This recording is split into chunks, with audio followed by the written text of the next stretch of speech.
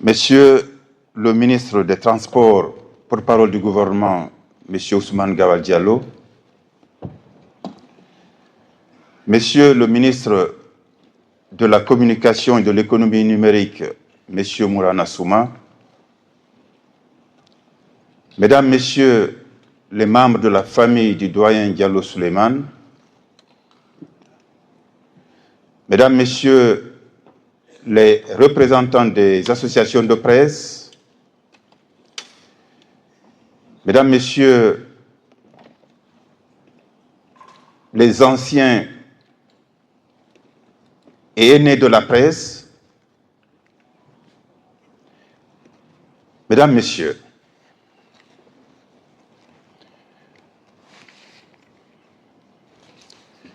permettez-moi, en ce temps de douleur et de fortes émotions, de dire juste un mot sur le parcours et l'œuvre du doyen Souleymane Diallo. Juste un mot, c'est la rubrique de la page 3 du Lynx qu'il a toujours animé avec pertinence et régularité. Mais avec juste un mot, peut-on camper une personnalité médiatique de la dimension de Diallo Souleymane? Je ne dirai donc pas tout sur l'audacieux journaliste, fondateur et administrateur du groupe de presse Le Lynx, La Lance et de Lynx.net. Même un livre entier montrerait ses limites lorsqu'il s'agit de parler de cet homme né le 17 novembre 1945 à Hansangere, dans la sous-préfecture de Afia, préfecture de l'Abbé. Fils de Tcherno Amadou et de Mouminatou Diallo, Souleymane Diallo devient orphelin avant l'âge de 10 ans. Sa grande sœur, Feu Hadja Kadiatou Diallo, prend aussitôt le relais. Elle l'amène auprès d'elle à l'Abbéville. C'est là qu'en 1961, le jeune Souleymane obtient son premier diplôme, le brevet d'études du premier cycle BEPC.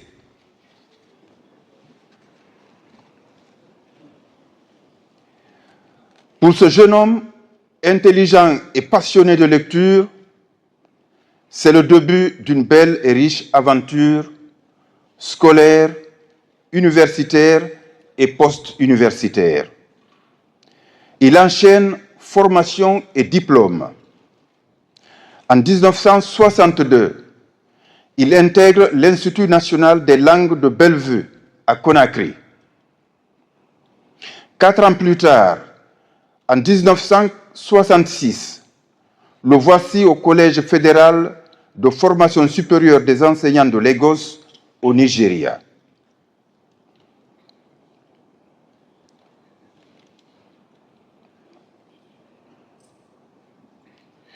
Le certificat pour étudiants étrangers qu'il décroche ne comble pas ses ambitions.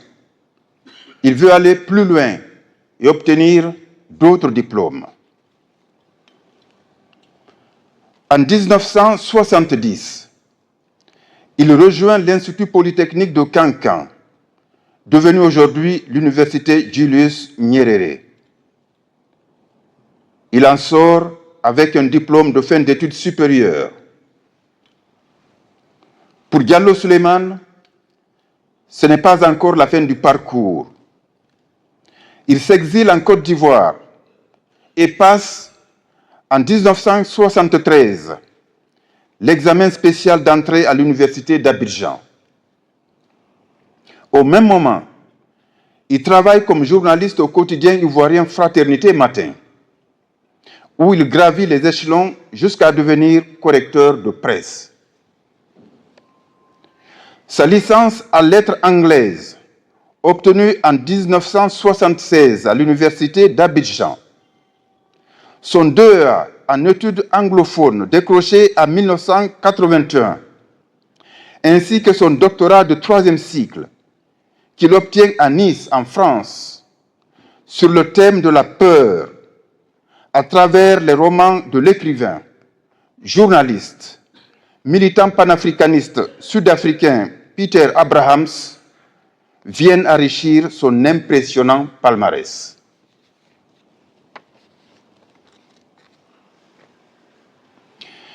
Qu'on me permette, en ce moment de prière et de recueillement, de dire juste un mot sur l'œuvre immortelle du doyen Souleymane Diallo. 3 ans après la mort du président Ahmed Sékou Touré, il regagne le pays et décide de créer le premier journal satirique de Guinée. Dès 1991, en effet, le Comité militaire de redressement national, CMRN, qui a engagé la Guinée sur la voie du libéralisme, autorise la création des journaux. Diallo Souleymane s'engouffre dans la brèche ouverte par le régime du général Lansana Conté et publie le 7 février 1992 le premier numéro du satirique Le Lynx. Il s'inspire des pamphlets de l'opposant Bama Madou que les Guinéens lisaient autrefois en cachette. La même année, il devient membre du Conseil national de la communication, CNC, l'ancêtre de l'actuelle autorité de la communication, HAC. Le Lynx ayant pris ses marques dans le paysage médiatique guinéen, Diallo Souleymane récidive le 18 décembre 1986. Le 18 décembre 1996, en créant la Lance. Si le Lynx tourne en dérision tout et tout le monde, y compris les plus hautes autorités du pays, la Lance, elle, adopte un ton plus sérieux. Ainsi naît le célèbre groupe de presse Lynx Lance, qui pourrait aujourd'hui mesurer l'empreinte laissée par cette véritable école du journalisme sur des générations de journalistes. Le groupe s'élargit en décembre 2012 avec Lynx FM, mais la radio cesse d'émettre en 2022 à la suite de problèmes internes au sein du groupe. Mais peut-on réduire Diallo Souleymane à ses diplômes et à son groupe de presse? Permettez-moi encore une fois d'emprunter le titre de sa célèbre rubrique pour répondre par juste un mot: non. Yala le Gros Lynx, comme l'appelaient ses collaborateurs, était un homme de principe et de conviction, un journaliste doublé d'un patron de presse téméraire et constant. Le fait qu'il soit descendant de Karamoko Alpha Molabé, illustre fondateur de la ville de Labé, à la fois chef de guerre et guide religieux, a-t-il contribué à forger son caractère? Son esprit d'indépendance l'avait conduit à démissionner discrètement du quotidien gouvernemental Oroya. Pendant la Révolution, nul ne pouvait se permettre de démissionner ouvertement. Plus tard, il témoignera avoir quitté Oroya, son premier poste de journaliste, parce que, soutenait-il, on écrivait tout au nom de la Révolution et du PDG. Il démissionnera ensuite de la Nouvelle République, le journal de Bama Madou, pour fonder le Lynx, estimant l'opposant un peu envahissant. Il quittera également le CNC pour reprendre en main son journal, voyant sa présence au sein de cette institution républicaine comme un piège tendu par les autorités. Les seules causes auxquelles il demeurait indéfectiblement attaché était son groupe de presse et le combat pour la liberté de la presse, l'indépendance et la dignité des journalistes. Si je devais caricaturer le doyen Souleymane Diallo, je dessinerais simplement une silhouette certes mince, mais inflexible. Inflexible dans ses convictions, inflexible dans le respect des règles qui gouvernent son groupe de presse.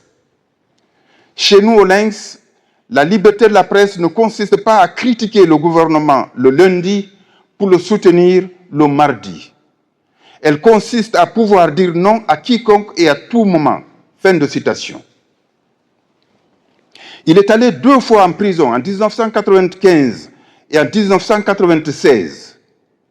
Mais les caricatures audacieuses du général Lansana Conté, que le satirique se plaisait à appeler Fori Coco, n'ont jamais changé.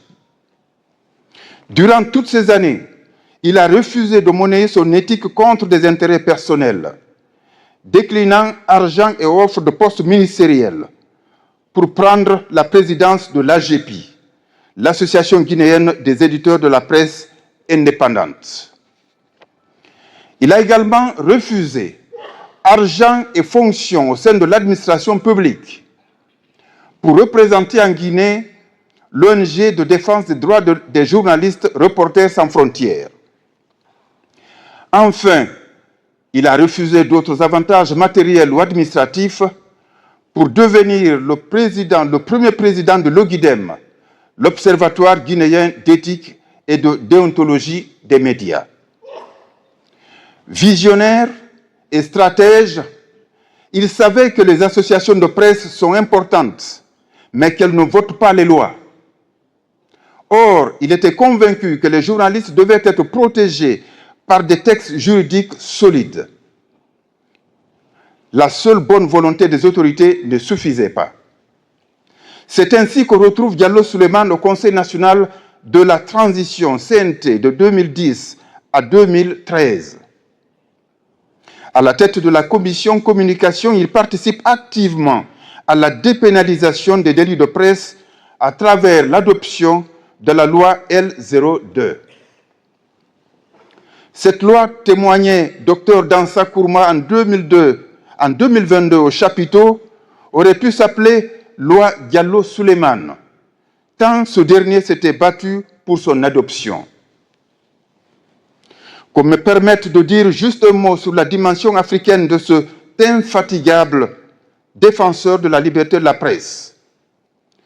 La lutte de Diallo Souleymane pour une presse libre et responsable dépassait largement les frontières guinéennes. En 2006, il est membre du jury du prix du journaliste africain de l'année à Maputo, au Mozambique. Un an auparavant, il présidait le FORMAO, le Forum des éditeurs de l'Afrique de l'Ouest, tout en occupant la vice-présidence du Forum des éditeurs africains. Il est récipiendaire du prix Presse et démocratie lors du festival Nord-Sud sur la liberté de la presse organisé à Genève en 1999.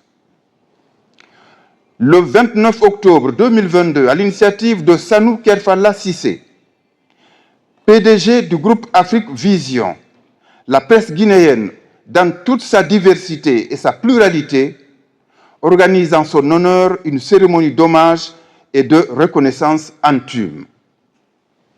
Le lendemain, le général Mamadi Doumbouya l'élève au rang de chevalier de l'Ordre national du Colatier pour service exceptionnel rendu à la nation.